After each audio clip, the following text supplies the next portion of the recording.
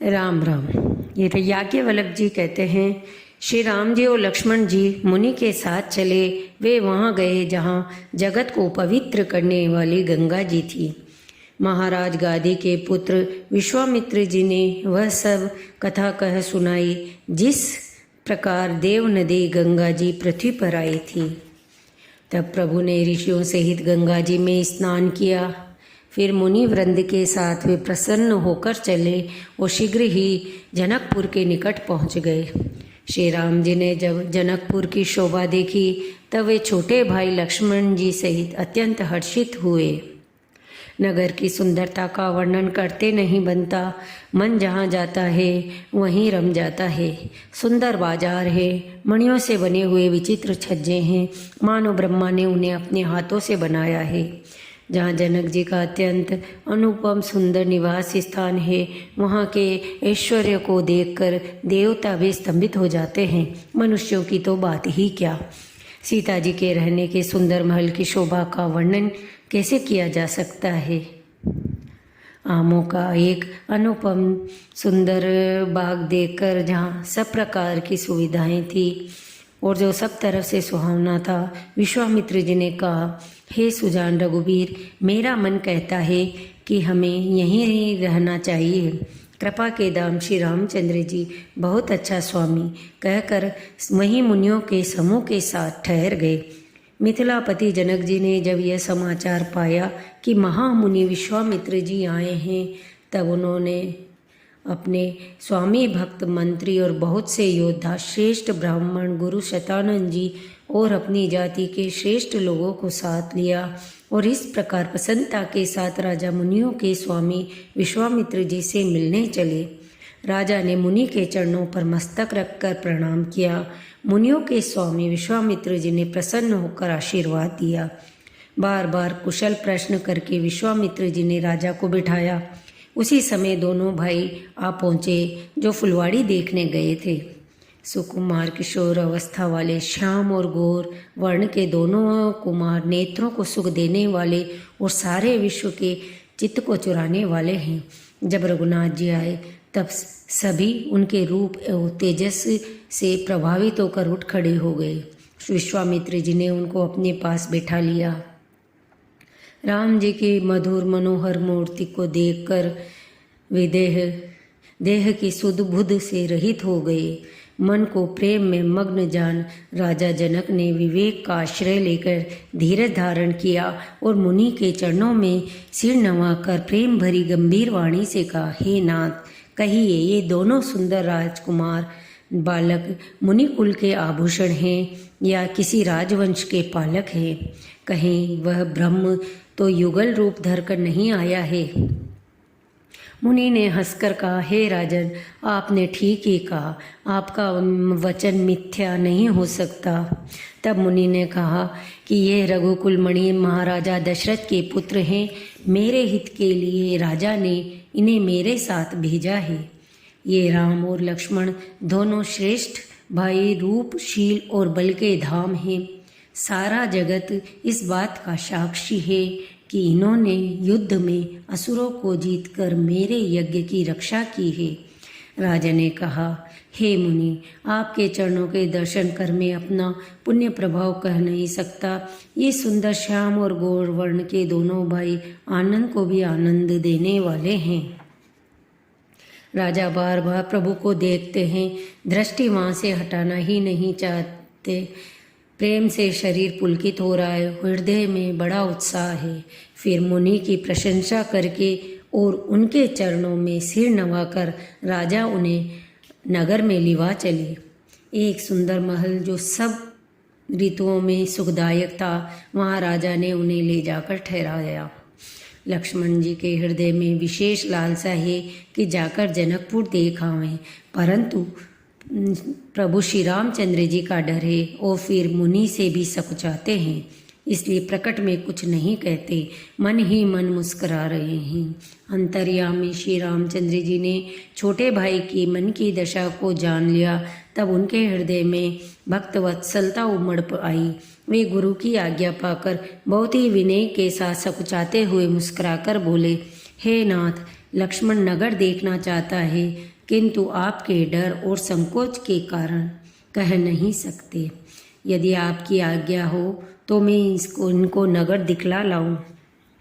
यह सुनकर मुनीश्वर विश्वामित्र जी ने प्रेम सहित वचन कहे, हे राम, तुम नीति की रक्षा कैसे न करोगे। हे तात, तुम धर्म की मर्यादा का पालन करने वाले और प्रेम के वशीभूत होकर सेवकों को सुख देने वाले हो। सुख के निदान दोनों भाई जाकर नगर देख आओ। सब लोगों के नेत्रों को सुख देने वाले दोनों भाई मुनि के चरणों की वंदना करके चले।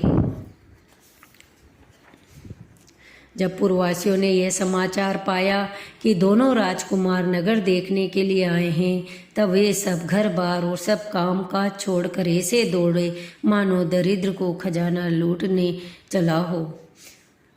स्वभाव से ही सुंदर दोनों भाइयों को देखकर वे लोग नेत्रों का फल पाकर सुखी हो रहे हैं। युवती स्त्रियां घर के झरोकों से लगी हुई प्रेम सहित श्री रामचंद्र जी के रूप को देख रही हैं।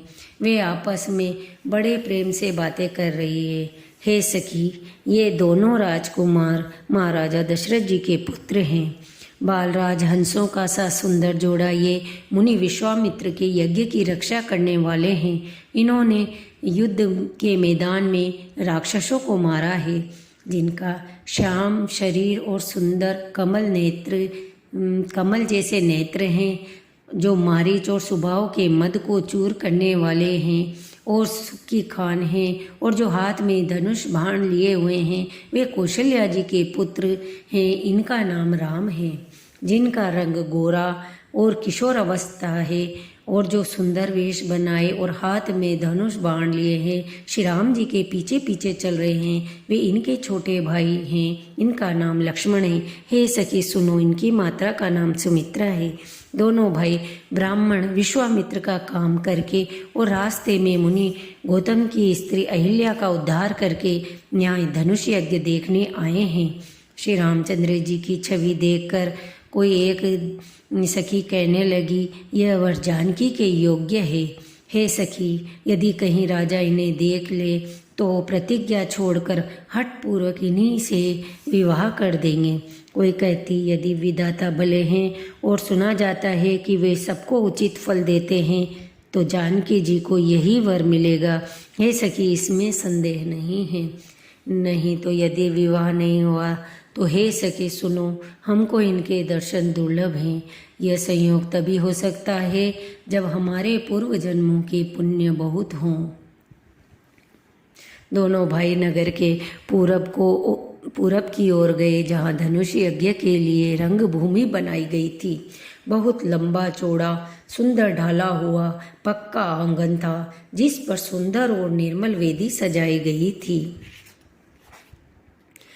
वहीं दीनों पर दया करने वाले श्री राम जी भक्ति के कारण यज्ञशाला को देखकर चकित होकर आश्चर्य के साथ देख रहे थे। इस प्रकार सब कौतुक देखकर वे गुरु के पास चले। देर हुई जानकर उनके मन में डर है। फिर भय, प्रेम, विनय और बड़े संकोच के साथ दोनों भाई गुरु के चरण कमलों में सिर नवाकर आज्ञा का पाकर बैठ गए। रात्रि का प्रवेश होते ही मुनि ने आज्ञा दी। तब सबने संध्या वंदन किया। तब श्रेष्ठ मुनि ने जाकर शयन किया। दोनों भाई उनके चरण दबाने लगे, जिनके चरण कमलों के दर्शन एवं स्पर्श के लिए वैराग्यवान पुरुष भी भांति भांति के जप और योग करते हैं। वे ही दोनों भाई मानो प्रेम से जीते हुए प्रेम पूर्वक गुरु जी के चरण कमलों को दबा रहे हैं। मुनि ने बार बार आज्ञा दी। तब श्री रघुनाथ जी ने जाकर शयन किया। श्री राम जी के चरणों को हृदय से लगाकर भय और प्रेम सहित परम सुख का अनुभव करते हुए लक्ष्मण जी उनको दबा रहे हैं। प्रभु श्री रामचंद्र जी ने बार बार कहा, हे तात, अब सो जाओ। तब वे उन चरण कमलों को हृदय में धर कर लेट गए। रात बीतने पर मुर्गे का शब्द कानों से सुनकर लक्ष्मण जी उठे। जगत के स्वामी सुजान श्री रामचंद्र जी भी गुरु से पहले ही जाग गए थे। फिर संध्या वंदन नित्यक्रम समाप्त करके उन्होंने मुनि को मस्तक नवाया और पूजा का समय जानकर गुरु की आज्ञा पाकर दोनों भाई फूल लेने चले। उन्होंने जाकर राजा का सुंदर बाग देखा। चारों ओर दृष्टि डालकर मालियों से पूछकर वे प्रसन्न मन से पत्र पुष्प लेने लगे। उसी समय सीता जी वहाँ आई। माता ने उन्हें गिरिजा जी की पूजा करने के लिए भेजा था। साथ में सब सुंदर और सयानी सखियाँ हैं जो मनोहर वाणी से गीत गा रही हैं। सखियों सहित सरोवर में स्नान करके सीता जी प्रसन्न मन से गिरिजा जी के मंदिर में गई। उन्होंने बड़े प्रेम से पूजा की और अपने योग्य सुंदर वर मांगा। एक सखी सीता जी का हाथ छोड़कर फुलवाड़ी देखने चली गई थी। उसने जाकर दोनों भाइयों को देखा और प्रेम से विहल होकर वह सीता जी के पास आई। उसने कहा, दो राजकुमार बाग देखने आए हैं, किशोर अवस्था के हैं और सब प्रकार से सुंदर हैं। यह सुनकर और सीता जी के हृदय में बड़ी उत्कंठा जानकर सब सयानी सखियां प्रसन्न हुई। तब एक सखी कहने लगी, हे सखी, ये वही राजकुमार हैं जो सुनाए हैं कि कल विश्वामित्र मुनि के साथ आए हैं। उसके वचन सीता जी को अत्यंत प्रिय लगे और दर्शन के लिए उनके नेत्र अकुला उठे। उसी प्यारी सखी को आगे करके सीता जी चली। कंकण, करधनी और पाहिजेब के शब्द सुनकर श्री रामचंद्र जी हृदय में विचार कर लक्ष्मण से कहते हैं कि यह ध्वनि ऐसी आ रही है मानो कामदेव ने विश्व को जीतने का संकल्प करके डंके पर चोट मारी है। ऐसा कहकर श्री राम जी ने फिरकर उस ओर देखा। सीता जी की शोभा देखकर श्री रामचंद्र जी ने बड़ा सुख पाया। हृदय में उनकी सराहना करते हुए किंतु मुख से वचन नहीं निकलते। वह शोभा ऐसी अनुपम है मानो ब्रह्मा ने अपनी सारी निपुणता को मूर्ति मानकर संसार को प्रकट करके दिखा दिया हो। प्रभु श्री रामचंद्र जी पवित्र मन से अपने छोटे भाई लक्ष्मण से समयानुकूल वचन बोले, हे तात, यह वही जनक जी की कन्या है जिसके लिए धनुष यज्ञ हो रहा है। सखियां इसे गौरी पूजन के लिए लाई हैं। सीता जी चकित होकर चारों ओर देख रही है। मन इस बात की चिंता कर रहा है कि राजकुमार कहाँ चले गए। तब सखियों ने लता की ओट में सुंदर श्याम और गौर कुमारों को दिखाया। जी उनके रूप को देखकर नेत्र ललचा उठे। वे ऐसे प्रसन्न हुए मानो उन्होंने अपना खजाना पहचान लिया हो।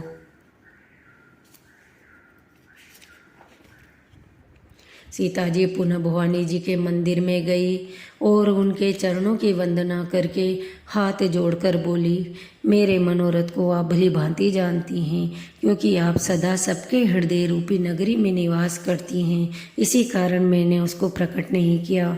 ऐसा कहकर जानकी जी ने उनके चरण पकड़ लिए।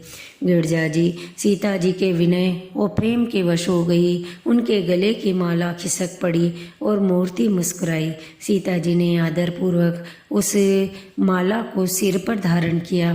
गौरी जी का हृदय हर्ष से भराया और वे बोली, हे सीता, हमारी सच्ची आशीष सुनो, तुम्हारी सब मनोकामना पूरी हो गई। नारद जी का वचन सदा पवित्र और सत्य है। जिसमें तुम्हारा मन अनुरक्त हो गया है वही वर तुमको मिलेगा। हृदय में सीता जी के सौंदर्य की सराहना करते हुए दोनों भाई गुरु जी के पास गए। श्री रामचंद्र जी ने विश्वामित्र से सब कुछ कह दिया, क्योंकि उनका सरल स्वभाव है, छल तो उन्हें छूता भी नहीं है। फूल पाकर मुनि ने पूजा की, फिर दोनों भाइयों को आशीर्वाद दिया कि तुम्हारे मनोरथ सफल हों। यह सुनकर श्री राम लक्ष्मण सुखी हुए। मुनि के चरण कमलों में प्रणाम करके आज्ञा पाकर उन्होंने विश्राम किया। फिर रात बीतने पर श्री रघुनाथ जी जागे और भाई को देखकर कहने लगे,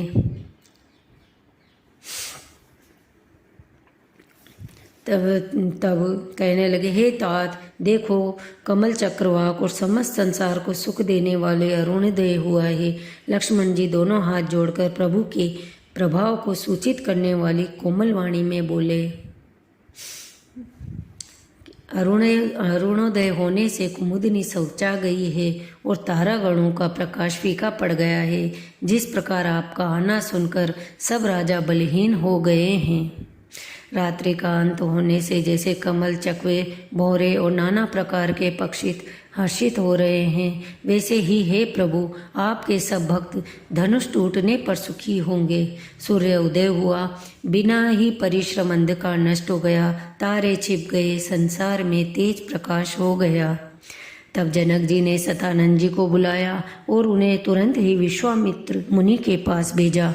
उन्होंने जाकर जनक जी की विनती सुनाई। विश्वामित्र जी ने हर्षित होकर दोनों भाइयों को बुलाया। सतानंद जी के चरणों की वंदना करके प्रभु श्री रामचंद्र जी गुरु जी के पास जा बैठे। तब मुनि ने कहा, हे तात, चलो, जनक जी ने बुलावा भेजा है, चलकर सीता जी के संवर को देख आना चाहिए। बोलिए श्री रामचंद्र भगवान की जय। पवन सुत हनुमान की जय। उमापति महादेव जी की जय। इससे आगे की कथा अगले अंक में। कृपया मेरा चैनल सब्सक्राइब करें। धन्यवाद।